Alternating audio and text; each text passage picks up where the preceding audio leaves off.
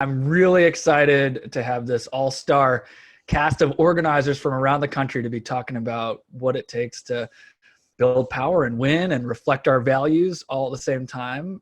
This is being done for The Forge, an online organizing journal where organizers of all stripes are trying to debate strategy and the craft and how to move forward collectively.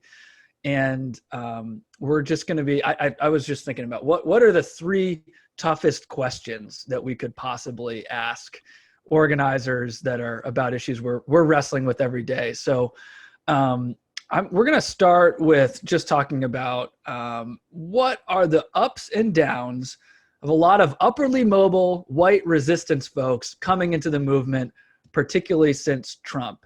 And I'd love it if Nelini, you would like to kick it off. And for folks who don't know Nelini, she has had a lot of experience, I think, with this dynamic. She's done incredible work working Families Party, Occupy, Movement for Black Lives, and I know you've got some interesting things to say here. So Nelini, why don't you kick it off first?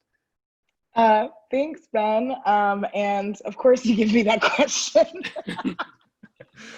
Sorry.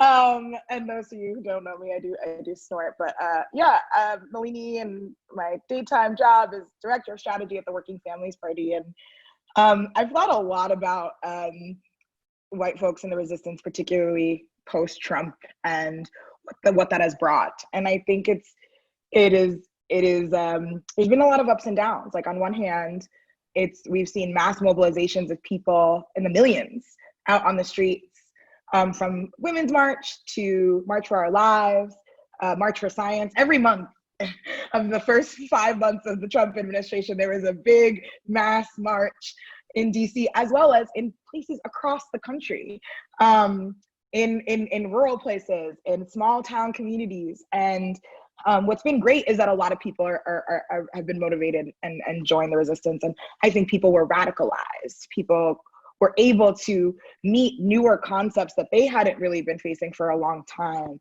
rethinking things like capitalism and the economy, rethinking stuff about race, and a lot of folks, particularly women and white women, really leading with gender as well. I think the thing that was kind of interesting, though, at the same time, was that, at least we've seen in the Trump administration, when there has been uprisings and civil unrest and civil disobedience, it still is amplified and motivated by Black and brown folks. I didn't see in the resistance too much white folks taking the same risk as Black and brown communities were, when in a lot of ways there was less to lose in a lot of different cases. And so I think that led to a dynamic of, after a while, I think, especially in 2017, we were standing up these massive marches, vigils, in reaction to the crazy things that would come from this administration. But also things wouldn't shift and change, and people weren't escalating. Because for organizing, we know about escalation. That's what we take people through. We take folks through a ladder of engagement, of them being new to our organizations to them being like the leaders of it. And we need to do that with action too, but I thought it stood stagnant for a little bit. It's a completely different scene now, being in 2020 with pandemic, and also the resurgence of the movement for Black Lives in a large way after Breonna Taylor and George Floyd and Ahmaud Arbery, to name a few, unfortunately. But I do think that part of what happened was that white folks centered themselves and their feelings in the Trump resistance. So that meant everything from tactics, which is what I was mainly talking about, to also just who got to control the narrative of what was happening, who got to control, right? Like I felt like a lot of times white folks would just call, like, we're gonna strike this state. Like that happened after Georgia, what they tried to do with abortion. And then, you have some folks, I will not name some celebrities, who go out there who are, white resistant celebrities and are like, we're going to take our labor away from Georgia, and Black Georgians being like, that's not what we want. So, it's like, there's like a different way to do that, and so I think that that's what it's created, a little bit of centering. But again, I want to still appreciate the value of more people coming into our movement. And I've seen a lot of folks who entered in resistance in 2017 and came back this year, this time in 2020, actually even ready, being like, oh, now we're in a revolution. It's revolution time. I was like, oh, we did radicalize them. So, it's a push and pull of like centering versus actually they are moving to the direction we want them to move to. That's awesome. Thank you, Nelini. And James, I'm curious about your perspective here too, because so James is the director of Rights and Democracy, previously led this incredibly courageous, successful campaign to pass single payer in Vermont, that maybe didn't get quite across the finish line the way everybody would have wanted, but has real experience on, what it takes to take a stance. I know undocumented immigrants need to be included in this policy. We have to build a multiracial, multi-class movement if we're going to win transformative changes. And I think, James, one of the last times we were talking, you referred to, I think you might have said like you're having your heart broken by the labor movement quite a bit, or I forget what your exact phrase was, but I'm curious about, what you think about all of this, and in particular, some of the class dynamics here, because obviously a lot of the resistance folks are coming in aren't exactly like rank and file union members, and there might be some tensions there. But yeah, curious what you think here. Thanks, Ben, and thanks, Nelini. It's definitely, in both of our states that we work in. So Rights and Democracy now is organizing in New Hampshire and in Vermont, and so these are states that are, vast majority, over 90% white occupied at this moment in history. And so, we think about this question a lot, and also experience it in Rights and Democracy, partly, because of basically the betrayal of the Democratic establishment on the universal healthcare law that we passed in Vermont, was, political lessons why we started Rights and Democracy in 2015. And, but because of the timing with the 2016 election, so we were kind of part of, we endorsed Sanders, we're part of that political revolution, but then we were still this new organization when the resistance movement happened. And so, like Indivisible and a lot of these things that were, kind of growing, it was kind of part of our DNA too, because we were a new organization trying to take action. So we had that same dynamic of a lot of not, necessarily poor working class, most impacted people in our communities showing up at events and so on. So I think, all the stuff that Nelini said, we've experienced in our rural states, people who come in with a lot of privilege, fired up about a movement, oftentimes are not, as mindful about, the people that were there before them in those movements and building those strategies. And also, the work that each of us has to do to study and to understand, our strategies that we're building together, and also democratic processes of actually building democratic people's organizations that have the power to act collectively to go up against really powerful forces. If you come from some privilege, you've kind of walked through life with a certain amount of privilege and power, and are just outraged maybe about something and want to make change about it. But so that process, so partly, in terms of this question, is a dynamic. Obviously, it is something that I think all people's organizations in this country have had to wrestle with. On the plus side, as Nelini was saying, like, obviously we want everybody on our side. We want to have there's a role for everyone to play in this movement. So we need to figure out what those appropriate roles are. In organizations like ours, we are striving towards, having equitable leadership where we lift up the voices of those most impacted in their leadership and create leadership roles and be able to, make sure that happens, because it doesn't happen without effort. It doesn't happen, oftentimes it won't happen unless it's a conscious decision of an organization, of the leadership, to make sure it happens. So, that's part of it. And I think, it's definitely reminded us around how we build democratic structures in our organization, and how we, really do the political political education that we need with our people, and being able to be, a people's organization that is for everybody, but really helping people understand, what is their most appropriate role in this movement. And obviously in this moment, there's a huge amount of responsibility for white folks in this country. That the problem in this country is white folks, and so we have to, as white organizers, we have a lot of responsibility to have a lot of tough conversations with our family, our neighbors, and people in our community. Thanks, James. And Arleen Vargas, want to go to you next from OneAmerica out in Washington State. And one thing I really appreciate you is you've got a really solid foot in the foundational, old school, Alinsky, IAF, all the kind of good classic stuff about organizing. But then, you're figuring out some really cutting edge stuff in the immigrant rights movement.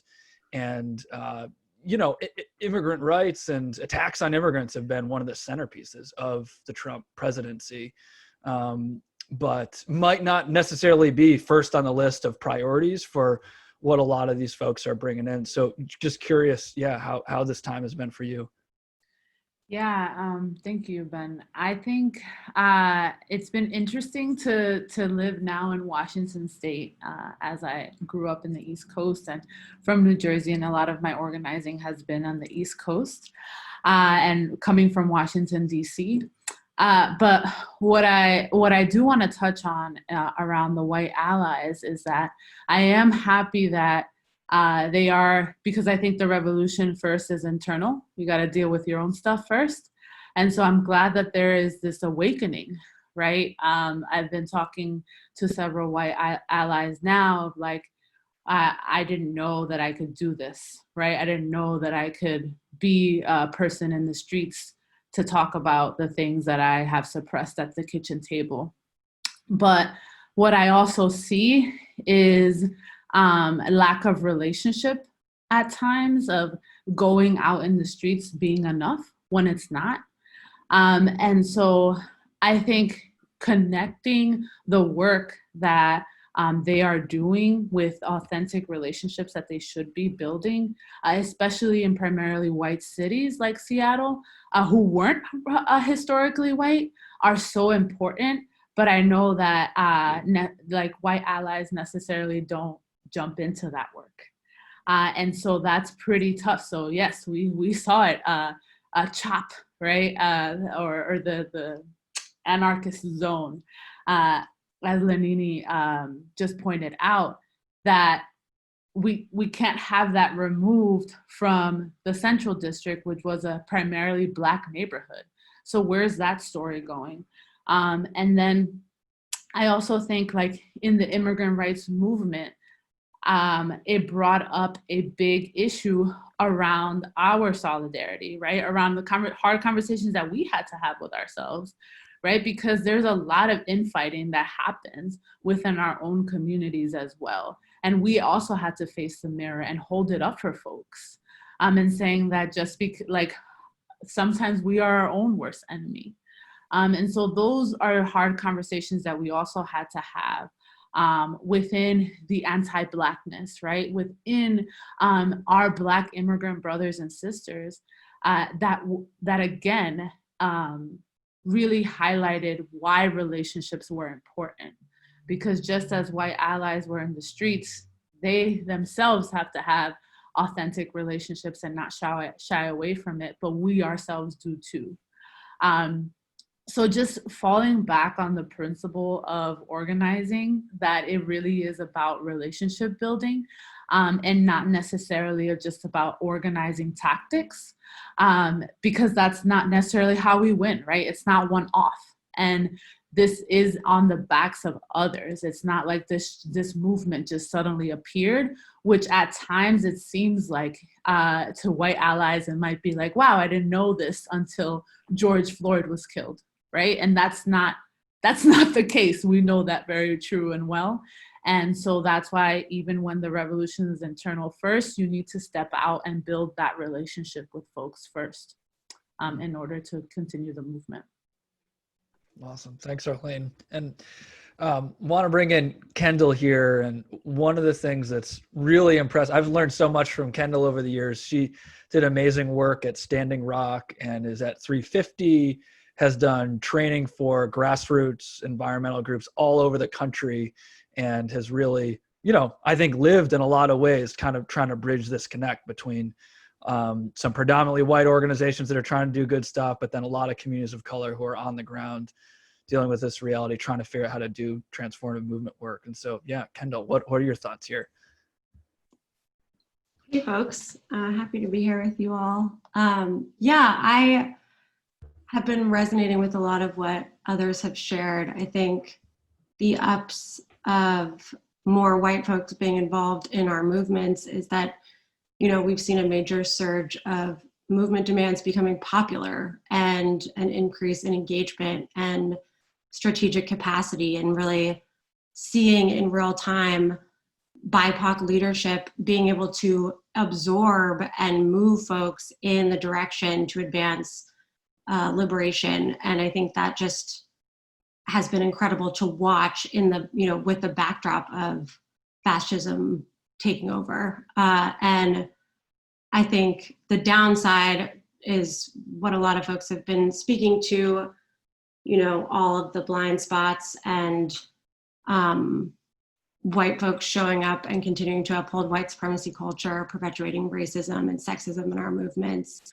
And, there is a key role and responsibility that white folks have in dismantling white supremacy. And I think, building off what Arleen was saying, calling in Grace Lee Boggs, Transform Yourself to Transform the World, right? That work that has to be done for white folks to really unpack their privilege, our superiority, our exceptionalism, and be able to show up in true meaningful solidarity and be taking risks and taking action that's really grounded in that commitment to self-transformation is a journey. And I think that's like what the real opportunity is for this kind of surge of white folks entering into movement spaces, is to provide those opportunities and those trainings and those resources to create spaces to do deep political education work, deep anti-racism trainings, and continue to offer tools and resources for folks to do that kind of like introspective transformational work on the personal level. And I've been doing this work in the climate justice movement for a while. Again, kind of what Ben was speaking to, how I work with a lot of white folks. I work at 350.org. We're predominantly white base. Our US team is a multiracial team. And we grapple with this a lot of like, what are the resources that white folks need to be able to show up for the long haul in building power? Because we know in order to win, we do need a multiracial, multi-generational, cross-class movement. And white folks do have a specific role to play, particularly in what kind of bringing back in, Nelini, what you were talking about around risk and escalation and the role that white folks have to put our bodies on the line in protection of Black and brown bodies. And that is like a core part of strategy that, we need to be able to bring new folks in and develop that like competency, that commitment. And I think in order to do that, it takes a lot of investment in resources, which is like an up and down, right? Having to like give a lot of space for white folks so that we can figure out how to take up less space, which is like a constant balance. Yeah, check. That's awesome. Thank you. And now that we've got all the